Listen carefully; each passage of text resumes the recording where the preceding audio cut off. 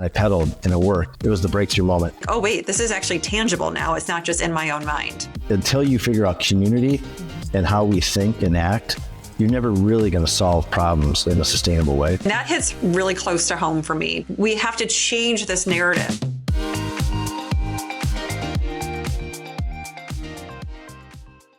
Welcome back to I Can Fit That In. Today's guest is redefining what it means to age with purpose, vitality, and power. Scott Jagodzinski is the founder of Argent Alpha, a community and performance system designed to help men over 50 stay healthy, strong, and unstoppable. Through his work and best-selling book, Harder to Kill, Scott is rewriting the narrative around midlife, proving that it's not the beginning of decline, but instead a time for reinvention, physically, mentally, and personally. Before launching Argent Alpha, Scott built an extraordinary track record as a business leader and innovator. He co-founded an Inc. 5000 startup, turned around a struggling company from a $1 million loss to a $14 million profit, scaled another company to nearly $400 million in revenue, and helped lead its sale to a publicly traded firm. He also co-founded Alchemy 365, a boutique fitness concept that grew to 7 locations and earned its own spot on the Inc. 5000 list. But beyond the boardroom, Scott is just as committed to personal transformation. Married for 38 years to his high school sweetheart, a grandfather of 3, and a relentless biohacker, he is constantly testing new ways to push performance and extend vitality. In this conversation, we will explore Scott's journey from scaling companies to scaling human potential, and why he believes that men over 50 are just getting started, and what it really takes to become harder to kill.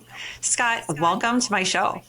I'm happy to be here. Excited to get going, and thanks for having me, Erin. You're so welcome. I mean, I've been really excited for this conversation since we first met via my husband, who is in his early to mid-ish 40s, right? And when he first came across some of your content, he was very, very intrigued by it because you're speaking a lot of truth, and you're also speaking from a place of soul and from what we call human potential, transformation, a place that really is serving people and looking to truly help people lead better and healthier lives. So it's so in line with the way that my husband and I live and a lot of the work that we do in the planet as well. So what I want to know from you, just to get us started, is, was there a specific moment for you in your 50s that was this like wake up call or this moment of your own personal transformation?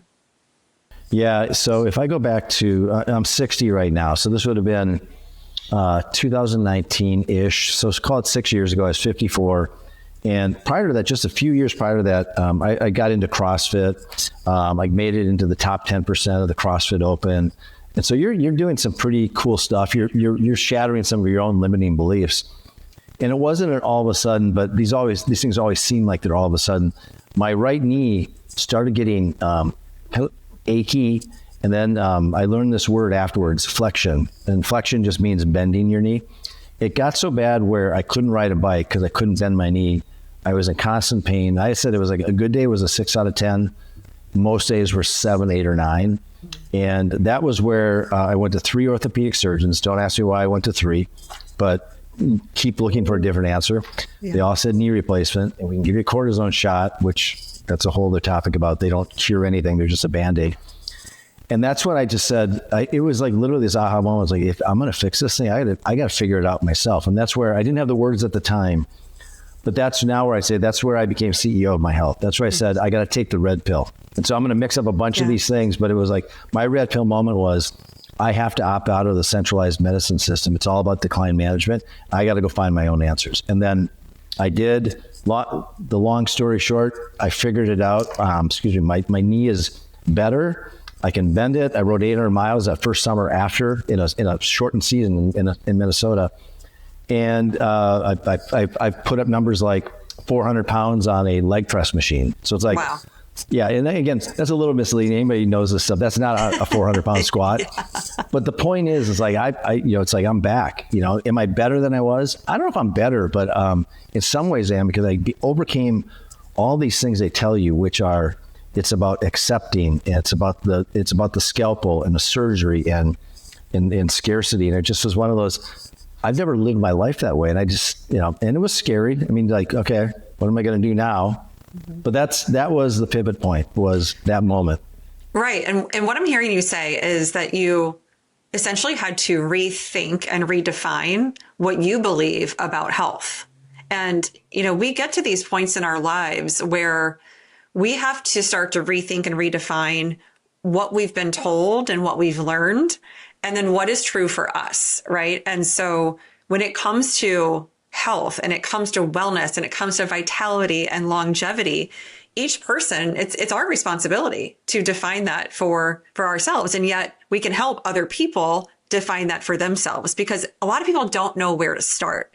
So tell me, what is it that actually led you to starting Argent Alpha so that you can help men, achieve what you've achieved? Yeah. So if I would say it was probably fall of October, it was October 29th, I think. It might have been Halloween. I met a doctor named Dr. Gina Giuliano, and she's a physical therapist. She did CrossFit. She's just this, bundle of energy. She's the one who got me over the hump when I was on this journey of figuring out how to fix my knee. She put me through this whole routine, and at the end, she said, "Get on the bike."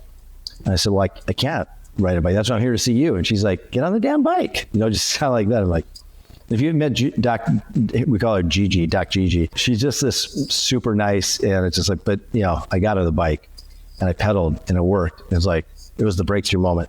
So that then led me into, now we're into early 2021. And so I started looking at body composition. Like where does body fat play into this? Why is that an important thing? Why does nobody talk about it?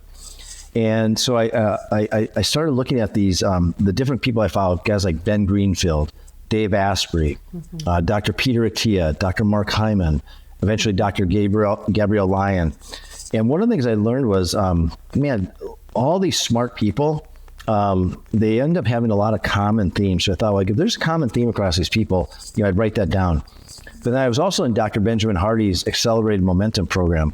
And that was all about mindset, future self, the gap in the gain. And that was I looked at these things and said, I don't see anybody talking about mindset.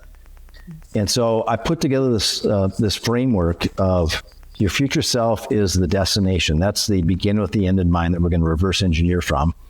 We're going to create standards in 5 areas: mindset, sleep, nutrition, fitness, and hydration. And then I think the missing link that nobody has is what I call recurring accountability drivers. So these are the things that are daily, weekly, monthly, that tell you and keep you accountable. They give you feedback, and they tell you if you're on track or off track. Mm-hmm. And then you just iterate on this. And the example I use, because most of our members are business people, business guys, and I'll say, "Hey, in your business, do you have a vision for it?" And of course, they laugh. But yeah, we have a vision. Do you have core values? Yes, we have core values. Do you have standard operating procedures? Yes. KPIs. Do you have monthly P&Ls? Yep. So if you don't hit your numbers, if you're the CEO, you just go like, "Hey, sales team, try harder next month." Like, no. And I said, okay, with all that in mind, you have none of that in your personal lives. Zero. Mm-hmm. And that's a lot of times the breakthrough where guys go, "God, you're right. I'm not accountable to anybody. I don't measure squat. I don't have a future self. I don't have a vision for my life. And I have default standards. I don't have defined standards." And so that I didn't have all that at the time. I had the pieces of it. Mm-hmm. So I tested it on myself, got results, got my body fat down to 15%, actually in the 14s. Yeah. Then I recruited like 6 of my buddies, all business guys, and said, "Hey, I've got this not quite half-baked idea. Mm-hmm. Would you come along and help me refine it?" And they said yes. And it was funny because it was a classic garage story. So I've got photos. I post them on LinkedIn occasionally. There's 5 of us, and we work out in my garage. It starts with workout, because every guy we all think it's a workout first. And then we layered in a mindset practice. We talked about a sleep strategy. Yeah. How do you eat to fuel performance, to strip off fat, to increase muscle mass, to reduce visceral fat? And then, and that's where it started. So it's like, and then it went from like, wow, now there's 6 of us. Yeah. I think there's possibly a broader opportunity to help other guys. And I've been looking for things like this. I've been working with age management physicians since 2010. Mm-hmm. But the physicians have a very narrow vertical that they work in. They don't talk about mindset. They don't talk about community at all. And that's one of my criticisms of healthcare is, until you figure out community and how we think and act, you're never really going to solve problems in a sustainable way. Yeah. And so that's kind of where it started, where I remember it was November 29th, that's my birthday, 2021, where I got the URL, came up with the name. I didn't overthink it. I'm a classic, like, let's get to market fast kind of guy. And so it's like, for better or worse, that's when we started it. And then January 1st, 2022, these friends of mine, we all started. And that's where that was launch date. I love it. Yeah. And you know, what's so funny to me is that there's this important part of your own journey where you were consuming information, you were learning, you were adapting, you were growing, you were trying things, noticing shifts. And then, at least this is how it happened for me, when this mindset stuff started to play into the way that I was showing up in life. And then I noticed my external world is starting to respond to me differently. That was real progress. That was like, oh, wait, this is actually tangible now. It's not just in my own mind. Right. And of course, if we work out, over a course of 3 months and we're really putting in the effort for, changing our body composition, we're going to notice those results that are tangible. The mindset stuff isn't as noticeable for a little while. Right. So I think that's what makes it kind of hard for people to get behind it, which is why it's so important to have accountability and to have the community like you're talking about with what you've created, to have people that come together and are in this for the same reasons, right? For growth, for transformation, for progress. I agree. And I think when we talk in our group about mindset, usually we kick it off and say, listen, this isn't any woo-woo stuff. It's not mindfulness.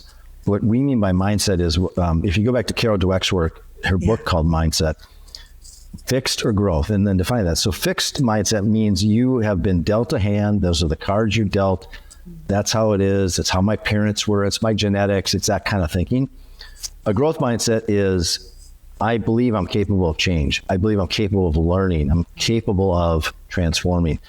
And I just had a conversation with a guy today, and it's like he's just in this fixed mindset. And there's a point where you go, you know what? Until you start believing, I'm not here to sell you on anything. Period. Yeah. In fact, I said, I'm the buyer. It's like, exactly. I'm not buying until you kind of get over the hump. And right. So I think that's the key thing for people to think. And once you have that tool, you go, oh, so it's about me being able to learn. And then that leads into all other things like what we put under mindset, like having a morning routine, starting your day with intention. Jim Rohn says, never start a day until you lived it on paper. And I'm a big believer in that. It's like, write it down. The chances of it coming true go through the roof when you do that. That is beyond true. And, they're speaking of things that are like woo-woo. People have talked a lot about manifestation over the years. And unfortunately, I think it became a little snake oily, where all of a sudden everyone wants to talk about manifesting, and they talk about it like it's something that's easy. And I'm always very practical with the things that I teach and guide people through, because they're the things that I practice. And so I know it works. I also know it doesn't work, or it didn't work for me. But one of the things that is so, so true when it comes to mindset, personal well-being, emotional health and vitality, physical vitality, is your imagination is crucial. And think about this. If you just envision your future self, your higher self, your best self, whatever someone wants to call it, right? But that version of you that you want to become, that you are capable of becoming, but you first have to believe it. If you can actually picture that version of you, your mind, from a neuroscientific perspective, actually, your mind will start to rewire itself to believe that that is possible. And then once that starts to happen, which requires some cadence, it's not just like, oh, I just imagined it and it's going to happen. But with some cadence, with some rhythm, some intentional rhythm, which is what I call ritual, if you really start to envision that version of you, then your body can physically move along the journey of what it means to get closer to that. And so it may be like, oh my gosh, I just met this guy, Scott, who runs this company called Argent Alpha and has this incredible community that I'm going to join. And then all of a sudden the man joins it, and then he's starting to feel better in his own skin. And then he does that, and he believes that, the love of his life is going to come into his life, like whatever it is. But these things are all possible. And you don't really get to notice those opportunities or those signs or even those relationships until you start to believe. So I love that you just said that. Now tell me, when it comes to some of the men that come to you, like this person you just described, what is maybe the number one or maybe top two things that people that you see that men in their 50s typically have to get over? Like, what is the hump they need to get over, or the first mountain they need to climb to believe that their best self is waiting for them? Well, I think the first thing, and this is common across so many guys, is I'll ask her, let's just use the body fat percent one. So we target 15% body fat because it's a meaningful number. All causes of death drop dramatically when you're at 15% body fat as a man. Women's numbers are a little bit different. And so lucky women. And no, that's like, it's like, anyway, so that's the number. Right. And so guys like to get into going to do the things, okay, I'm going to eat protein, I'm going to work out, I'm going to lift weights, I'm going to sleep better. But when they don't get results, I'll say like, hey, have you made the decision to get to 15% body fat? Have you made the decision? Because if you haven't made the decision, then you're really not committed, and you're really doing tactics in search of a strategy. Yes. And that's what most people do. Like, hey, I'm going to join the F45. I'm going to do core power yoga. I'm going to do the keto diet. I'm going to do vegan. Those are all tactics in search of a strategy. Right. None of them are bad. I was like, hey, do you like this? I go, I don't know. Well, what problem? I go back, what problem are we solving? And so if I don't know the problem you're solving, I can't tell you if the solution's the right one. Right. And so I think that's the number one thing for guys is what are you willing to make a commitment to? And that's what I think guys are afraid to do. Because one, when you're over 50, the guys we work with, they're successful. They've had great careers. They've got a balance sheet, and their personal life has just lagged. And so there's this sort of thing like, you mean I'm going to be over 50 and I'm going to suck at something? Yeah, you're going to be a beginner, and you won't be a beginner forever. But until you start, you're a beginner. And I think that scares a lot of guys off. They're just willing to stay comfortable. Right. And I'll say, hey, tell me anything magical in your life that happened without discomfort. Right. Anything. Did you ask your wife to marry you? That didn't make you uncomfortable? You decided to have a baby, you took a job, you started a business. There was like fear, you have to overcome. So I think fear prevents guys from making the decision. Without a decision, you can't make a commitment. And then after that, if you get results, it's almost, it's luck of the draw, and they're certainly not going to be sustainable. So right, 100%. In your book, you challenge the idea of retirement, and that hits really close to home for me because my own father was terminally ill since he was 45 and passed away at 58. And the quality of life that he had solely on Western medicine in those years was just god awful. Over 30 pills a day. And so something happened within me after he passed where I really started to deeply question the meaning of life, first of all. So it was very, very existential, but it was a question that was deep within me for a long time.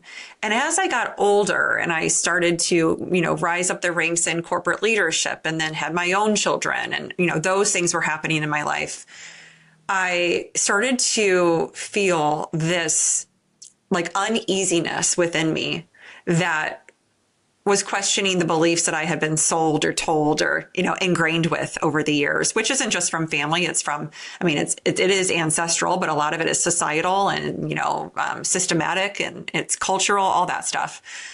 But this notion that we're just supposed to, kind of grind it out, grip tight, keep striving, keep chasing, keep performing. And then once we get to 65, we can throw in the towel and ride off into the sunset and live our lives. And I'm like, you know what? I'm calling BS on that one because I don't actually believe that that is what life is about. It's about living now. And it doesn't mean not working. Like, why do we think that not working is actually living life? We get a lot of fulfillment and a lot of joy from work, and we have to change this narrative. So with that, what is your perspective on kind of making it to retirement? And, obviously you're teaching people to live their best life in their 50s. So I know that you and I are on the same page with this, but tell my listeners about that. Well, first I'm going to give you a quote because I think it frames it up. Yeah. And so it comes from, to me, one of the OGs, Earl Nightingale. And I don't know if you haven't listened to The Strangest Secret by Earl Nightingale, this guy's got a velvet voice. It's a great message. Nice. But he defines success as the progressive realization of a worthy ideal. And so you just break that down. Progressive, so ongoing, continuous progress. Realization, get it out of your head and on the record. My friend Ken Packard, it's a quote of his, and I love that. Get out of your head and get on the record. So progressive realization of a worthy ideal. Now you get to pick what worthy means, but you need to pursue an ideal. So when I'm talking to men, the way I frame it is, you weren't meant to go out and retire and golf and take it easy and sip an Arnie Palmer. And if you want to do it, that's awesome. But plug into the progressive realization of a worthy ideal model. And I think we're just meant to do that. I mean, that's just my belief. If people disagree, awesome. I believe that 100%. So when I put that in the frame and then I think about reinvention, I look at language patterns in retirement. Retirement is tending to be about scarcity, avoid risk, shutting down, withdrawal. Now they'll package it and see fun photos and all that, but it's like, I lived my whole life taking risks to varying degrees, living and trying to live in abundance and learning and growing. And now I'm told to do the opposite of all those things. I just call BS on it. I'm opting out of that. So I've been using this reinvention beach retirement as a concept. And so that doesn't mean you have to have a ton of money. No, it's back to the progressive realization of a worthy ideal. Even if you have to work, reframe that. I get to work. Look at your employer as a benefactor to go pursue your worthy ideal. But if you don't have a worthy ideal, that's the first thing I start with is go figure out what your worthy ideal is. And so and a lot of people don't want to. That gets back to the fear, decision, commitment part of it. Exactly. And so these things are all connected and they don't happen overnight. No. I mean, it took me a year of just sicking in my head before I got on the record. And so now I've taken those cycles. We decided to do a podcast on a Monday and we were live on Thursday of the same week. I decided to write a book in January and it came out in July. We did what was the recent thing? Launched a new community. Went to a training by Alex Hormozy. And then 6 days later, we launched a new community. So I'm getting this I don't care if it's messy. I just want to get on the record and fix it as we go. Right. And I don't need to be, perfection is the enemy of all progress. And so we are so similar in so many ways. I mean, this business that I have built since, I've been doing it for 7 years, but, officially for 5.5, full time. And it's the exact same. I'm like, I will teach myself everything and it's okay. Like, I'm not too good to learn how to use, QuickBooks and Canva. And from the get-go, I was just in there, just doing it all. And, now I've got this team of 12, which is amazing. But, reality is I still know every single thing that's happening. I know how to do it all. And it was so important for me to do that because the point that the reason that I was figuring out how to do these things is because I was launching them. And I'm thinking, geez, if I want to do a podcast, I just got to figure out how to do this and then just launch it. I don't need to sit there and think about doing it for 2 years or talk about doing it for 2 years. What good does that do for the world that I'm trying to serve? Right? None. And you're right. Perfection is, I had been bad perfectionism for a long time that I really, really had to overcome. And one of the things that I think has really helped me so much with that is calling myself out. Just calling myself out. When I say out loud to myself, what I'm doing internally, and I start sharing, for example, with Craig, with my husband, when I share with him, this is how I'm talking to myself right now. And it's we laugh because it's just are you out of your mind? Who would talk to you that way? Would you ever talk to your best friend that way or to your spouse that way? No. Right. So that's been one little trick I've used to beget perfectionism is just call out what's happening in your own head. Right. So I'm curious for you, what you've seen in your own marriage and then what you see in the relationships and marriages that the men in your community have. Because no matter what, as these men, and yourself included, become healthier versions of themselves, they are naturally going to have a new mindset. They're naturally going to be, whether it's more positive, more calm, more present, more aware, all of those things that can happen with this kind of transformation. It is absolutely going to impact their home life and their personal life. And absolutely, the most importantly, their spousal or their significant other relationship.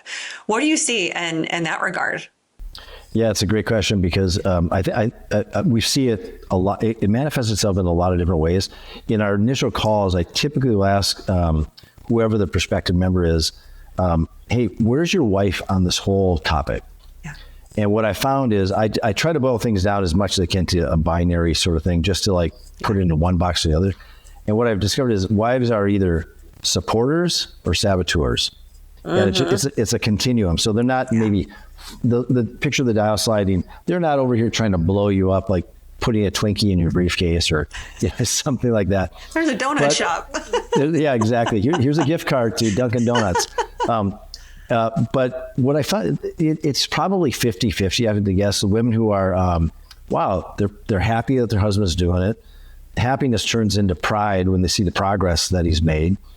And then invariably, if the wife is not maybe at the same level, a lot of them get on board. But we've got a couple of examples where the wives surpass the husband. Like they're all of a sudden leading the charge in the household. Yeah. It started with the husband. And there's some women who it's just not their thing, and like I always joke, like I'm second place in my house to my wife on all these things. Like nobody sees her, but it's like, she just doesn't. She's not the type like I need to have a goal and a process, and I'm going to go attack. She's just like, what? It's so much easier just to go do it. It's like that's just her style. Yeah. So I think it's an interesting dynamic. And for the guys who have a wife who's a little bit more on the saboteur side, what we typically say is, I say, one, I'm not a marriage counselor, so I'm entering into territory that I don't have the answers to. But if I were you, one, tell her why you're doing it so she understands your reasons. Because, I mean, she might think you're out shopping yourself for the market. I mean, who knows? People's imaginations can go wild. So tell her why you're doing it and say, I don't expect you to do it, but I'd love to get your support. And just start with that and just don't force her to do anything. Don't just invite her along if she's interested, but don't try to force anything, because if you flip it around and she was into her thing, hey, I'm doing Pilates and spin class and a lot of the things I see a lot of women typically that they get really into. She's not trying to force you to do that. How would you respond to that? Probably not well, but I think it creates a bridge then where you open up the opportunity to do something together. And we've seen a lot of that happen where there's, like rucking. Rucking is really big in our community. So anybody listening that doesn't know what that is, it's just walking with weight. So it could be a weight vest. It could be a rucksack from a company like Go Ruck. It's a great sport for women. And if you're going to go for a walk, throw on 5, 10, 15, 20 pounds. And I mean, you'll get addicted to it. There's something about it that just is fun. Yeah. 10% of your body weight is ideal. Is that the guy? Yeah, that's typically the guys we do. We've got some guys who will do up to 20%, and so it's like, but start with 5%, start with 2%, start anywhere, and exactly. But that's but the spouse thing is a big thing for sure. Right. I see this in the cohort programs that I run. Because whether it's men or it's women. After a series of weeks together, in my community, we are doing deep work on our inner selves. That's the work that we're doing. And people start to have so many emotional shifts, energetic shifts, and then mental shifts. And then they're really excited because they actually start to see things change in their lives. Like people start to treat them differently. And then they start to notice the signs and the opportunities. Like that's what starts to occur. And so then they want it for everybody. Gosh, how do I get everyone I know to do this? And I'm like, well, that would be fantastic because then I'd be making, way more money off of my cohorts. That's not how this works. You cannot give this to somebody. You cannot force this on somebody. They have to want it for themselves. And so I always say to people, you know what, the best thing you can do is when they ask you, hey, you seem more calm, you seem more patient, you seem more happy, like whatever it is. And they say, what have you been doing? Because this is exactly how I answered it when that happened for me. I just said, I've really been working on myself. I've been developing a level of self-awareness that is helping me change my mindset. And then they're like, well, that's amazing. Good for you. And then some people might say, tell me more. Others are just going to be like, that's great. Let it go where it goes. It's not up to you or your responsibility to change anybody else. They have to come to someone like Scott, someone like Erin, and say they want change, right? One idea on this I no longer work in corporate America, but I've got tons of experience working with big brands and building companies. One of the things, if speaking to CEOs right now, if you want to start changing the culture in your company to be more of a healthy one, really simple way to do it is think about the foods that is served at any company event. You get to choose that. And it's not a political statement. It doesn't have to be anything like that.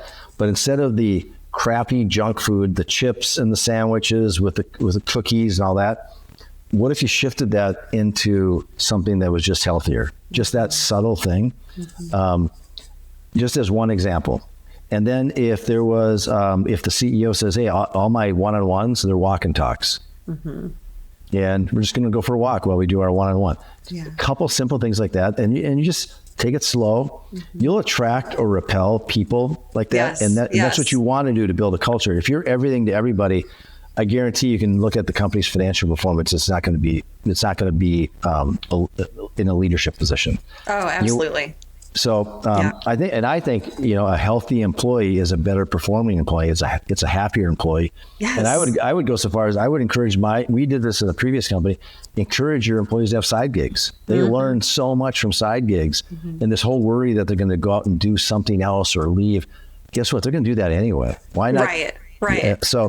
Yeah. And then that fear-based approach of, being worried that they're going to go and do something different. It's like, we have to remove all of that fear from the corporate world in general. And if we did, the performance of people, the performance of companies would be so much more consistent, and less worrisome for everybody involved. So I agree with you so much on that one. It's like, let's get rid of the fear around, if we give our employees autonomy, what's going to happen? Or, if we're not checking their keystrokes between the hours of 9 to 5, like what's going to happen? It's like, can we just, I know. Yeah, I know.